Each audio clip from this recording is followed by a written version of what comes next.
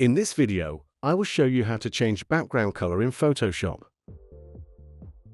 Go to Select and choose Subject.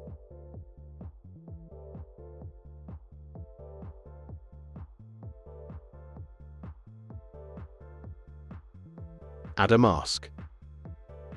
Drag the copy this layer. Press Ctrl-I to inverse. Go to Adjustment layer and choose Solid Color. Choose this color and press OK.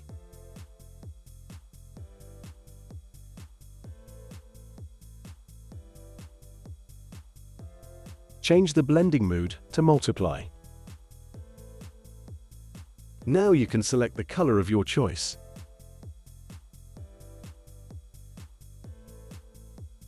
That's it. Hope you liked it. Please subscribe my YouTube channel for more tutorials.